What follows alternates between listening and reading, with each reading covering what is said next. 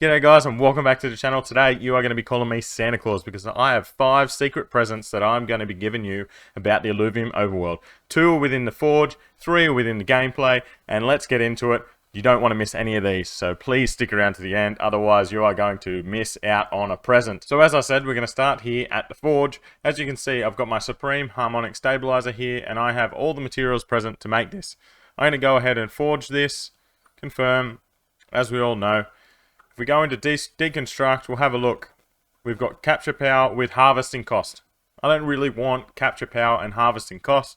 Harvesting cost in itself is pretty shitty, but even paired with capture power is even worse, because if I'm going to go capture, I do not want to be harvesting as well and wasting my stuff. So if I go to deconstruct, as you can see here, I get 9 of the uncommon drone component back, which is 1 more than what I put in. So as that being said, as you deconstruct and you get exactly the same amount plus 1 back, that means all you need to do is have enough of the right materials to re-roll again, which means that you can continually re-roll to find that random attribute without having to do those earlier steps continuously. Bulk up those 8 uncommon drone components or rare drone components or whatever. That we're actually going to go into that next. You don't need to grind up those drone components again. All you need to do is have enough materials to re-roll it, and then you can re-roll it again. So, as I said, I didn't like the first one. I deconstructed. I'm going to forge that again. Let's see what we get this time. Harvesting cost again. Yay! I don't have enough materials to forge that again, so I'm just going to be stuck with that until I go out in the overworld and grind enough materials to then reforge that again. So that's your secret tip number 1. You do not continually have to regrind the bottom levels of all these stabilizers and whatever to get the drone components. You will, once you get to the top level, be able to continuously deconstruct and forge if you have the right minerals to go with it. So going along on that note also about the drone components, there is 6 levels of drone component. There is your uncommon, which is literally only the number of augment slots 1, and you only get the materials from tier 0. It's pretty much worthless and useless, so don't even worry about that. No one uses fucking augments right now anyway. So after the uncommon, you have your common, rare, epic, radiant, and ascendant drone components. Within all of these, you have 3 different drone upgrades that use the same drone component or rarity of drone component, except for epic, you have 5. So going off this, we break them down. In the uncommon drone component section, we have capture power, heat map, and harvesting cost. I don't care about the heat map or harvesting cost. So to bulk up your uncommon drone components, go ahead and forge these harvesting cost ones, because these gems or minerals right here are pretty much useless. Like, look, you only need 1, 1, and 14, and I've got so many of them, I don't even grind this game much. Whereas with the capture power, that's the one you want the most, and that's the one that you're going to be continually re-rolling at the highest level, and you're going to be using 14 and 2 every time. You don't want to be wasting your materials on this base harmonic stabilizer using 14 and 2, which is the same as the highest one. You're literally just wasting materials on something that you don't need. So my tip number 2 here is go ahead, have a look at each section, which I think my next video will probably be on. I'm going to break this down and have a look at where each mineral is used the most and where it's cost effective to grind out your drone components in each level. But for our uncommon one, it's fairly easy.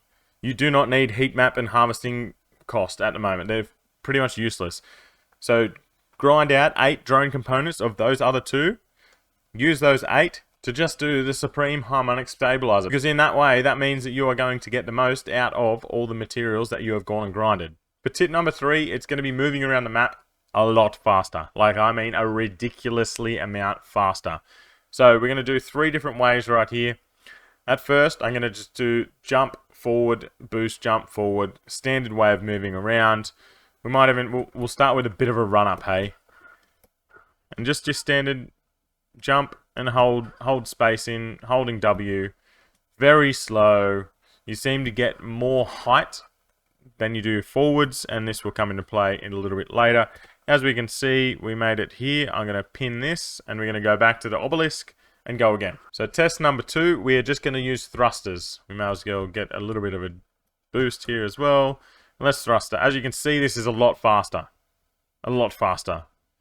We're going a lot further. As we can see, we've gone past our mark.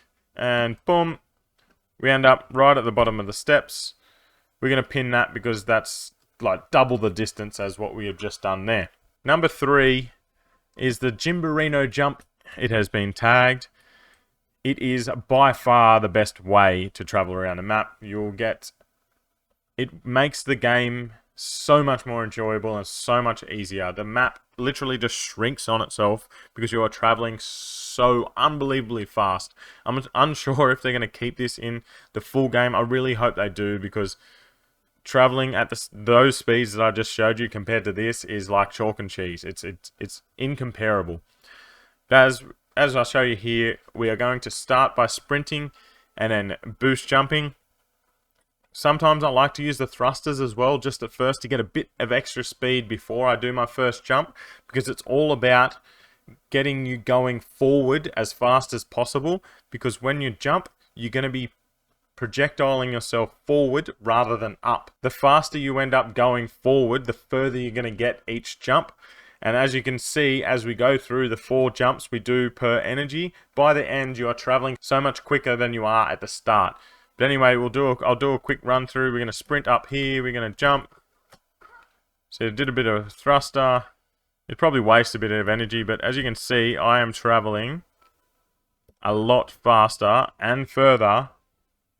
And that wasn't even a good one. That was a terrible one. And we've nearly doubled our distance again. Might go back there and try one more go. So we'll try this one again. We can just start it from standing still. If you want to start from standing, give yourself a bit of a boost like that. As you can see, when I'm jumping, she's doing a bit of a twist as well.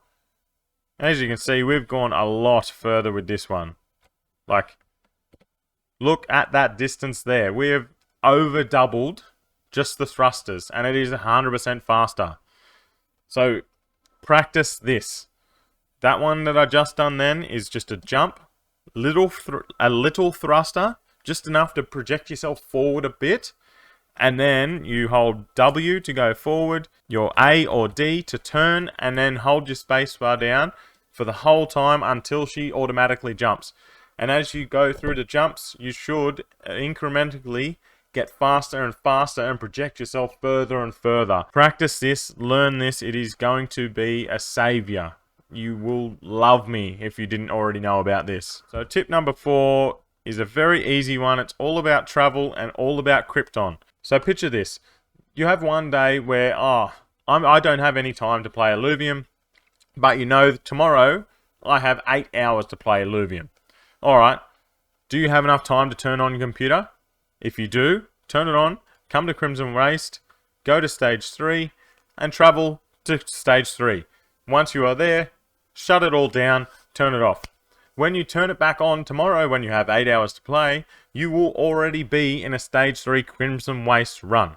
And you are using the Krypton from yesterday. So obviously you only get allocated one stage 3 a day. So make sure if you're not going to play, if you have enough time to jump on the computer, get into that run. It will save your progress wherever you're up to. And next time you jump on, you are straight into stage 3 runs. This is a great way to get the most out of your Krypton every day. I'm sure most people have enough time to even log onto their computer just to jump into a stage 3 for tomorrow when they are able to play, or the next day, whenever it is. Having that extra stage 3 run on the days that you're able to play is fucking phenomenal. You get so much more out of it, and maybe you don't even do other stage 3s that day. That may be your one stage 3 run, and then you've got 5,000 Krypton to use on stage 2 and stage 1. Instead of only getting one stage 3, one stage 2, and one stage 1, you can have your 4 stage 2s or 5 stage 2s, and that stage 3 from the day before. You just got to work smarter, not harder. This is what everything is about today. It's all about being efficient, and they're little secret bits of pie that I've found throughout the game so far. But we'll move on to our last one, which is a fun little one for all of you. So my 5th tip here is the actual spray and pray. It is not how I like to play, just because I like making it a bit harder on myself, but people like TSG that just want to make the game real easy for themselves, this is what they like to do. So as we all know, if you jump and then aim, you go into slow motion. I like to just try and one-shot these bloody things. Maybe I'll lose some here and there, but anyway, it gives me a bit more of a challenge. The old spray and pray method. If you jump and then you just shoot the shit out of it. Supposedly, nearly every time you are going to, you're going to hit it. For those of you who just want to make it really easy for yourselves, go up, do the old aim, and just go bang, bang, bang, bang, bang, and then you'll hit nearly every wake. Also, you do not need to be as far away as you think. Like, oh, look how close I am. I'm pretty close right now. Get closer. Like, I've seen some people trying to shoot from fucking ages away. Yeah, I might do some trick shots every now and again when I'm not going for a capture run. But if you're trying to capture, make it as easy as possible for yourselves. You don't want to miss out on these. Like, that means you got to do so much more running around. So there's my 5 secret presents that I've been giving you today. Let's run through them really quickly again. We have 2 in the forge. One of them is when you deconstruct your superior drone attachments, you will get 9 of the drone components back, which means that you can re-roll continuously if you have the materials to get the right substats on all of your drone components. Make sure you get the right substats because this will help you down the line. You're getting that extra capture power on the bottom of it, or your extra mining power, or whatever you're going to do. Make sure it also relates to what you're doing in the main stat as well. Number 2, rolling off the back of that, is that have a look at the rarities of the drone components and which ones you don't want. Craft them until you get your 8 of the drone components, then you can go straight to your superior of the one you want. As we said with the common harvesting and heat map, we don't really want. So craft 8 of those, deconstruct them, and then make your superior capturing power and just continually re-roll that till you get a perfect one. Tip number 3 was the old Jimbo Reno jump. It will make your life a whole lot easier within Crimson Waste and all the other levels once they come. As we said, we'll jump, we boost, and then when we are jumping, we want to hold W and A or D at the same time. Get that spin as she jumps. Hold the space bar down until she jumps herself. This will get you the most maximum amount of distance every time. Practice it. Practice, practice, practice, because as I said, you will fly around the map like there's no tomorrow. Tip number 4, make sure if you're not going to play and you have enough time to jump on your computer, just go into a stage 3 run, close the computer once it loads, and bada bing, bada boom. Next time you log on, it saves where you're at, and you can just do that run. Free energy. Literally just free energy. Obviously, this won't correlate to further down the track when we're actually paying for runs, because it doesn't matter when you pay for it, you're still going to be paying for it. But it is nice to know that it's saving your progress wherever you're at, no matter what the day, time, date, whatever else. Once you're in a run, if you have to leave, you will come back into that run next time you load in.